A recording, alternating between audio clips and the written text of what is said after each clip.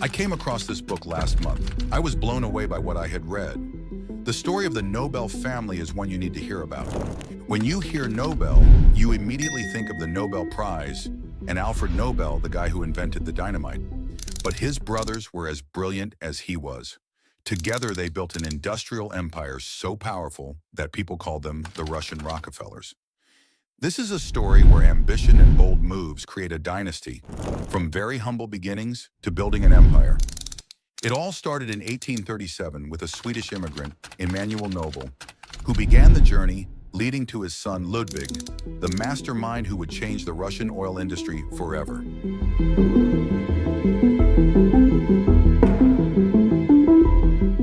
Emanuel Nobel's journey to Russia.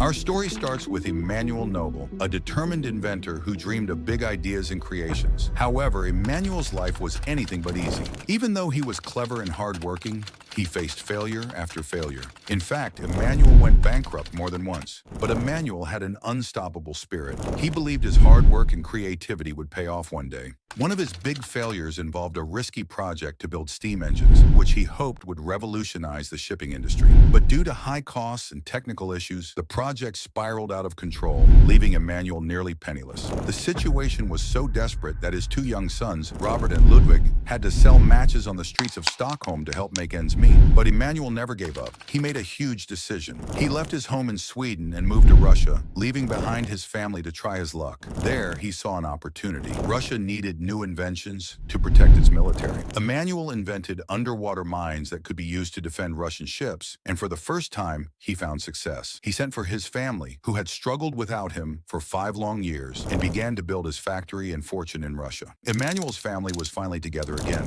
and his sons Robert, Ludwig, and Alfred grew up in an environment of hard work, learning everything they could about engineering and business. Little did they know they were about to build a legacy that would last for generations.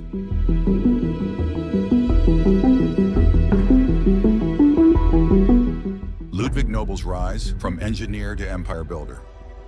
Of all Emanuel's sons, it was Ludwig who would become the great builder of the Nobel family empire. Ludwig didn't just want to make things, he wanted to change entire industries. Starting out, he helped his father manufacture steam engines and later moved into weapons production for the Russian government. But Ludwig's big moment came when he discovered the oil industry in Russia. At that time, the oil fields of Baku were chaotic and rough, more like a Wild West than a business. But Ludwig saw potential. He noticed that oil was becoming incredibly valuable, and he had the vision to organize the industry in a way that nobody else could imagine. He built pipelines to transport the oil from the fields, created Europe's first oil tankers to ship the oil, and set up depots to store and sell oil across the country. One of Ludwig's major early failures came when he overexpanded his weapon manufacturing business, depending almost entirely on Russian government contracts. When those contracts suddenly dried up, Ludwig was left with a factory full of workers and materials, but no income to pay for them. Rather than giving up, Ludwig learned from this mistake. Instead of relying on one big client, he diversified his business by creating consumer products like the Nobel wheel, a durable carriage wheel built to survive Russia's rough roads. The invention became so popular across Russia that it practically gave him a monopoly on carriage wheels. By broadening his focus and developing products for everyday people, Ludwig turned his setback into an opportunity. This shift also gave him the financial stability he needed to later take on the risky venture of building Russia's oil industry. In just a few years, Ludwig had built the most advanced oil operation in Russia, producing the purest kerosene that people could find.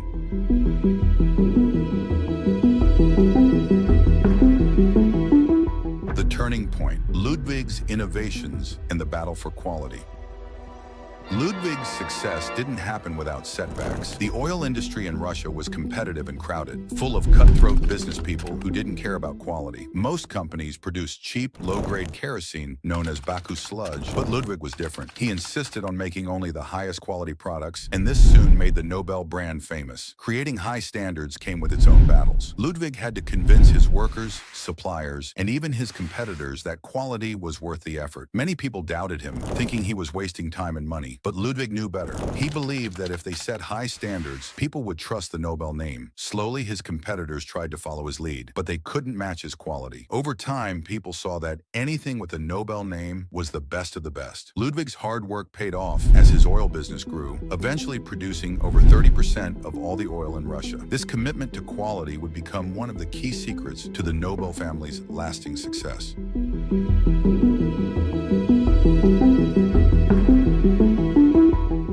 Alfred Nobel and the creation of dynamite, a dangerous path to fame.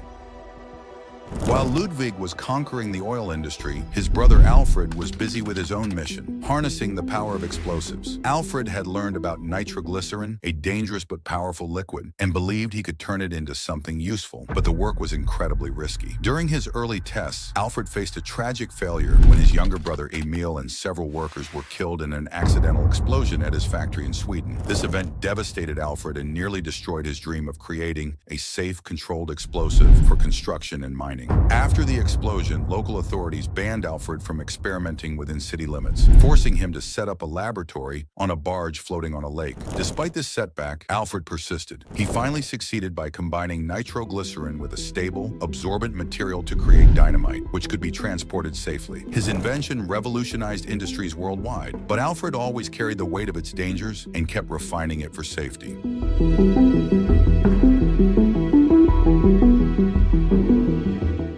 Robert Nobel's surprise decision, how a chance trip led to an oil empire.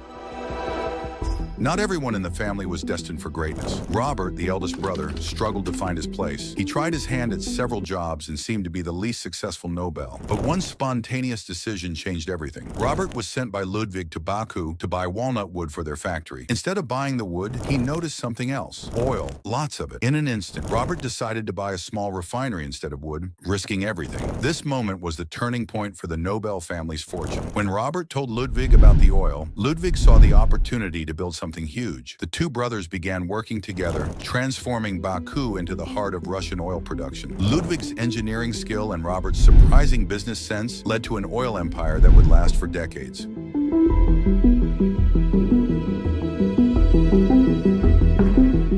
The empire expands. The Nobels versus Rockefeller. As the Nobel oil empire grew, it attracted the attention of other powerful companies, including Standard Oil, owned by John D. Rockefeller. Rockefeller already controlled most of the American oil market and didn't like competition. Soon, the Nobel family faced fierce price wars, sabotage, and underhanded business tactics from Standard Oil. But Ludwig fought back with innovation. He built the world's first fleet of oil tankers, allowing him to transport oil more efficiently than ever before. He set up depots and marketing centers across Europe, making Nobel Oil a well-known brand worldwide. The battle between the Nobels and Standard Oil became one of the biggest business rivalries of the time. While Rockefeller dominated in America, the Nobels held strong in Russia, proving they could go toe-to-toe with one of the most powerful companies in the world.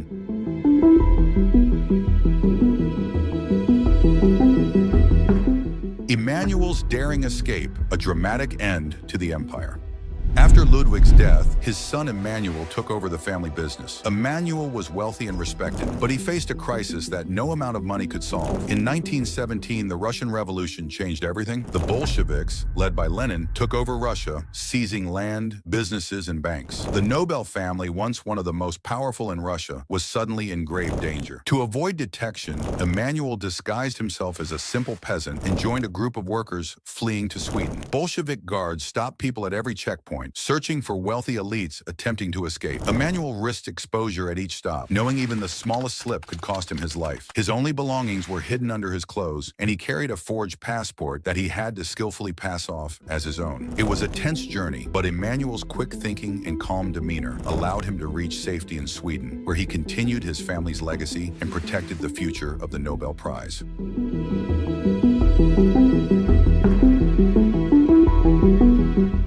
The legacy lives on. Today, the Nobel family's legacy lives on through the Nobel Prize, a testament to their journey from inventors and industrialists to champions of peace and knowledge, the story of the Nobels.